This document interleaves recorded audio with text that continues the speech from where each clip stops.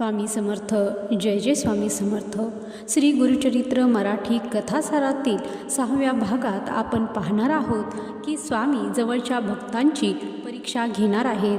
ज्याप्रमाणे सोन्याला शुद्ध होण्यासाठी आगीतून जावं लागतं, त्याचप्रमाणे भक्ताला संकटातून जावे लागते. आता मठात एक असा भक्त येणार होता ज्याचं नाव होतं सायनदेव. तो मोठा अधिकारी होता, पण स्वामींच्या भक्तिपायी त्याने नोकरी सोडली. पण स्वामींनी त्याचं स्वागत प्रेमानं केलं नाही. उलट त्याला पाहताच स्वामी कडाडले. येथे कशाला आलास? ही जागा सुखाची नाही. येथे राहायचे असेल तर कठोर परीक्षा द्यावी लागेल. तयार आहेस? सायनदेव म्हणाले, हो महाराज, देहाचे तुकडे झाले तरी चालतील, पण तुमचे चरण सोडणार नाही. स्वामी हसले, पण हे हास्य गूढ होते. ठीक आहे, आज रात्री तुझी परीक्षा होईल. काय होती ती परीक्षा? स्वामींनी सायनदेवाला असे काय काम सांगितले ज्याचा विचार करूनही अंगावर काटा येईल, आणि त्या परीक्षेत सायनदेव पास झाला की नापास हेच आज आपण पाहणार आहोत.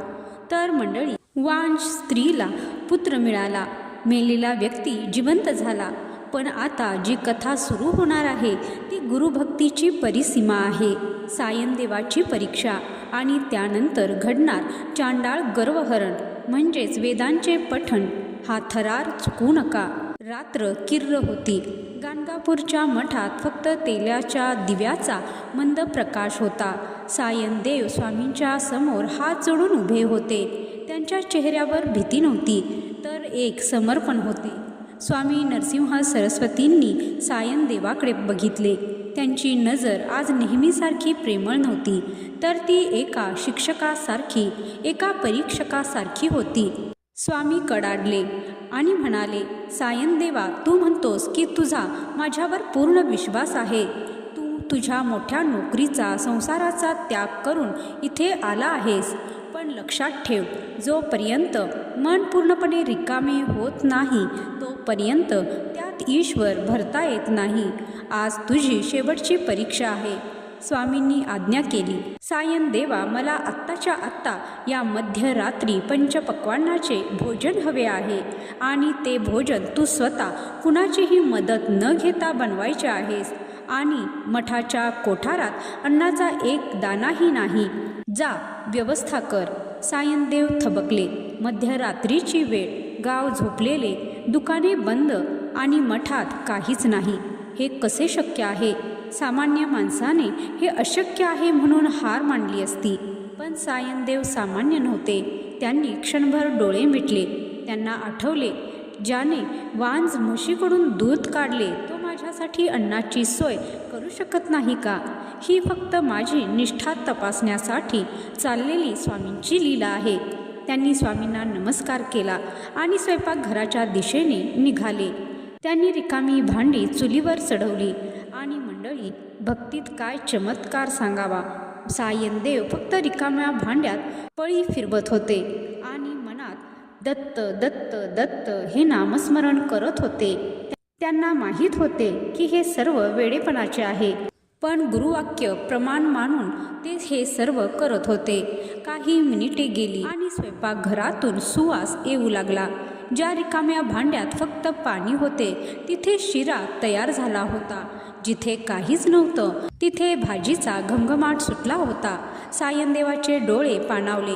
त्यांनी ते ताट वाढले आणि स्वामींसमोर नेऊन ठेवले. स्वामींनी त्या अन्नाकडे बघितले नाही. त्यांनी सायनदेवाच्या डोळ्यात बघितले. ते हसले. त्यांचे ते रौद्र रूप विरघळून गेले.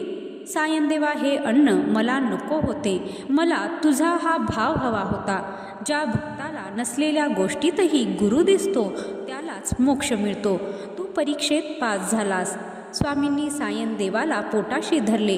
त्या रात्री सायनदेवाला जे आत्मज्ञान मिळालं ते शेकडो वर्ष तपश्चर्या करूनही ऋषी मुनींना मिळत नाही. ही घटना वाऱ्यासारखी पसरली. पण गाणगापुरात फक्त उच्चवर्णीय किंवा ब्राह्मणच येत नव्हते. स्वामींची कीर्ती जंगलात राहणाऱ्या आदिवासींपर्यंत पोहोचली होती. आणि आता जी कथा घडणार होती ती कथा या ग्रंथातील सर्वात भावूक कथांपैकी एक आहे. ती कथा आहे एका वेड्या भक्ताची आणि सुकलेल्या लाकडाची. गाणगापूरच्या बाहेर नदीच्या पलीकडे एक जंगल होते. तिथे एक शबर म्हणजे भिल्ल किंवा आदिवासी राहायचा. तो समाजाच्या दृष्टीने अडाणी होता, मलिन होता, तुच्छ होता. त्याला वेद माहीत नव्हते, देवपूजा माहीत नव्हती. पण त्यांनी ऐकलं होतं की गाणगापुरात एक देव आला आहे जो सर्वांचे भले करतो. त्याला वाटलं मला पण देवाची पूजा करायची आहे, पण त्याच्याकडे मूर्ती नव्हती. एके दिवशी त्याला जंगलात एक वाळलेले पूर्णपणे सुकलेले लाकूड काष्ट सापडले. ते लाकूड दिसायला ओबडधोबड होते, पण त्या भोळ्या शबराला त्यातच देव दिसला. त्याने ते लाकूड एका जागी रोवले. रोज सकाळी उठायचा, नदीतून पाणी आणायचा आणि त्या सुकलेल्या लाकडावर ओतायचा. जंगलातील फुलं त्याला वाहायचा आणि तासनतास हात जोडून उभा राहायचा. हे देवा, तू यात आहेस ना, मला दर्शन दे. येणारे जाणारे लोक त्याची चेष्टा करायचे. अरे वेड्या, हे लाकूड आहे, ते पण सुकलेले. ते कधी देव होते का? दगडाची मूर्ती असते, लाकडाची नाही. आणि तू तर क्षुद्र आहेस, तुझी पूजा देव स्वीकारणार नाही. लोक त्याला दगड मारायचे, हसायचे, पण शबराचा नियम तुटला नाही. माझा भाव खरा असेल तर या लाकडातही जीव येईल. आणि ही गोष्ट स्वामींपर्यंत पोहोचली. एके दिवशी स्वामी आपल्या शिष्यांसह त्याच रस्त्याने निघाले होते. त्यांनी बघितले, भर उन्हात तो शबर त्या वाळलेल्या लाकडाला पाणी घालत होता आणि त्याच्या डोळ्यातून अश्रू वाहत होते. शिष्य म्हणाले, महाराज बघा हा वेडा, किती समजावले तरी ऐकत नाही. स्वामी तिथे थांबले. त्यांनी त्या शबराला हाक मारली. बाळा, काय करतो आहेस? शबर दचकला. त्याने मागे वळून पाहिले. एक तेजपुंज तेजस्वी व्यक्ती त्याला दिसली. स्वामींना बघून तो घाबरला. त्याला वाटले ते पण मला मारायला आले आहेत. तो म्हणाला, महाराज, मी पूजा करतोय. लोक मला मी वेडा आहे असं म्हणतात, पण मला सांगा, देव लाकडात नसतो का? स्वामी त्याच्या जवळ गेले. त्यांनी त्या सुकलेल्या निर्जीव लाकडाकडे पाहिले आणि त्या शबराच्या ओरल्या डोळ्यांकडे पाहून स्वामींचा आवाज भरून आला. ते म्हणाले, बाळा, लोक मूर्तीमध्ये देव शोधतात, पण तू तर निर्जीव वस्तूत प्राण शोधत आहेस. तुझी भक्ती त्या विद्वानांपेक्षा 1000 पटीने श्रेष्ठ आहे. स्वामींनी त्या शबराच्या खांद्यावर हात ठेवला आणि म्हणाले, हे बघ, तुझा देव जागा झाला. आणि त्याच क्षणी एक अद्भुत चमत्कार घडला. ज्या वाळलेल्या लाकडाला वर्षानुवर्ष पालवी फुटली नव्हती, जे लाकूड आतून पूर्णपणे मेल्यासारखे होते, स्वामींची दृष्टी पडताच त्या लाकडाला हिरवीगार पालवी फुटली. त्याच्या फांद्यातून पाने बाहेर आली. बघता बघता त्या सुकलेल्या काष्टाचा एक डवरलेला वृक्ष झाला. हे दृश्य बघून शबर धाय मोकलून रडू लागला. तो स्वामींच्या पायावर पडला. देवा, तू आलास, तू आलास. स्वामींनी त्याला उचलले. बाळा, हा वृक्ष तुझ्या भक्तीची साक्ष आहे. जोपर्यंत ही सृष्टी आहे तोपर्यंत लोक सांगतील की एका शबराच्या भक्तीने वाळलेले लाकूड हिरवे केले. हा चमत्कार बघून सोबत असलेल्या शिष्यांचे आणि निंदकांचे डोळे उघडले.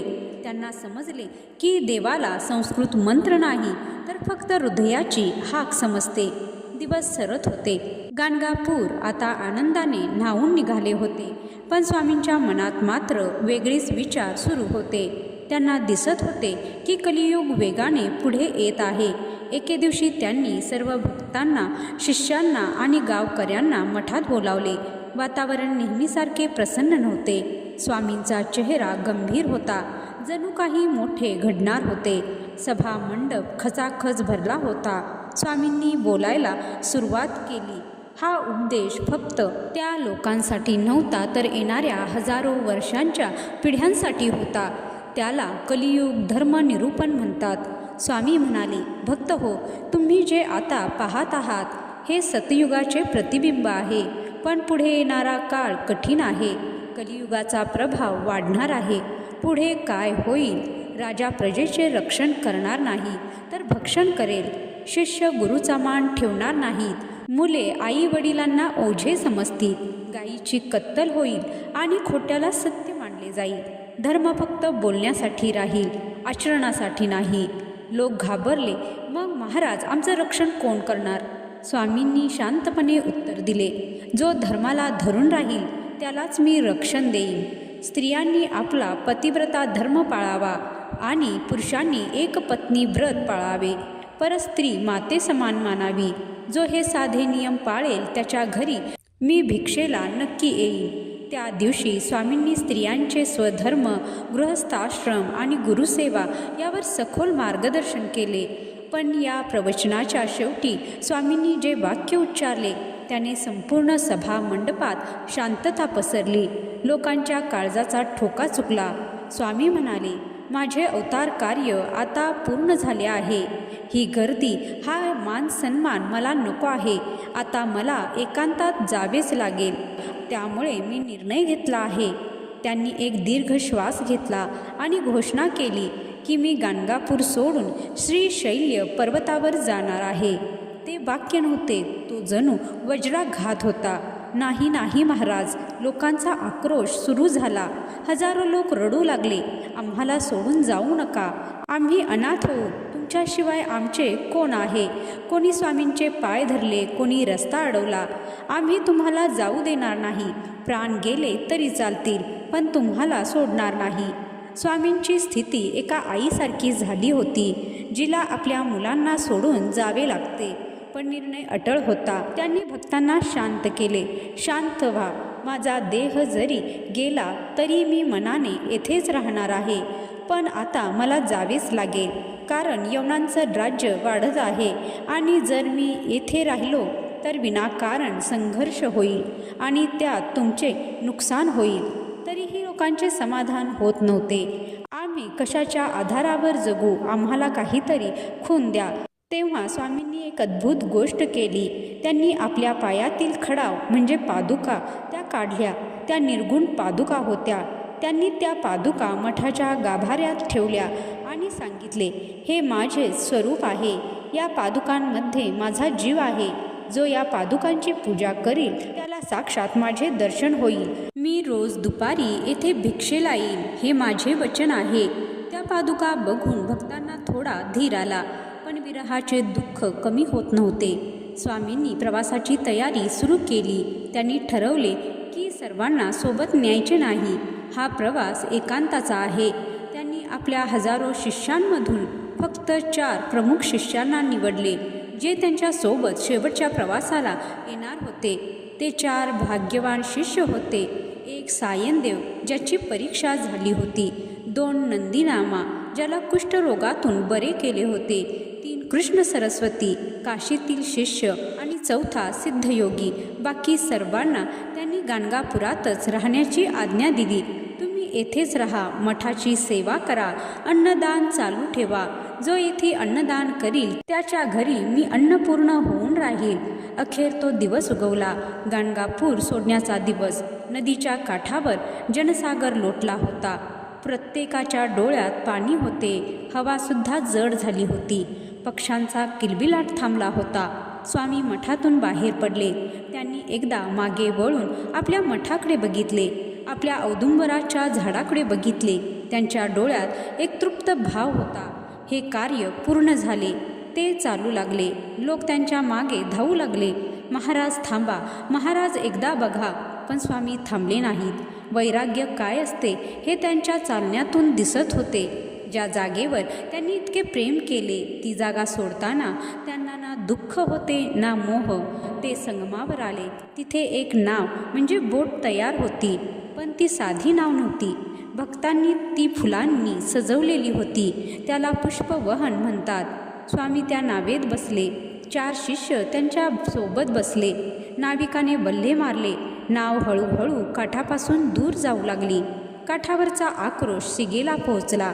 दत्ता, गुरुराया, पुन्हा कधी येणार? स्वामींनी हात उंचावला. भिवू नकोस, मी तुझ्या पाठीशी आहे. हा आशीर्वाद त्यांनी हवेतूनच सर्वांना दिला. नाव प्रवाहाच्या मध्यामध्ये गेली आणि हळूहळू धुक्यात दिसेनाशी झाली. पण मंडळी, कथेचा शेवट इथे नाही. खरा चमत्कार अजून बाकी होता. स्वामींनी जाताना सांगितले होते की मी गेल्यावर तुम्हाला एक खूण मिळेल. ती खूण काय असणार होती? म्हणजेच श्रीशैल्य मल्लिकार्जुनाच्या घनदाट जंगलात पोहोचल्यावर स्वामी नक्की काय करणार होते ते देह ठेवणार होते की देह स्वर्गात जाणार होते? हा शेवटचा प्रवास एका मोठ्या रहस्याकडे घेऊन जात आहे. ते 4 शिष्य जेव्हा परत आले तेव्हा त्यांनी जे सांगितले ते ऐकून तुमचा विश्वास बसणार नाही. आणि 52व्या अध्यायात जी अवतरणिका म्हणजे समारोप आहे, त्यात एक असं गुपित लपलं आहे जे आजही भक्तांना गाणगापूरला खेचून आणतं. तर मंडळी, आता आपण या महागाथेच्या अगदी शेवटच्या टप्प्यावर आलो आहोत. पुढचा हा 7वा भाग शेवटचा भाग असणार आहे. त्यात आपण पाहणार आहोत की स्वामींचे गुप्त होणे, कर्दळी वनातील गूढ आणि श्री गुरुचरित्र या ग्रंथाचे महात्म्य. तुमचे मन घट्ट करून ठेवा, कारण शेवटचा निरोप देताना तुमचेही डोळे पाणावल्याशिवाय राहणार नाहीत. तर मंडळी, आज आपण येथेच थांबणार आहोत. दिगंबरा दिगंबरा श्रीपाद वल्लभ दिगंबरा. श्री गुरुदेव दत्त. जय श्री स्वामी समर्थ.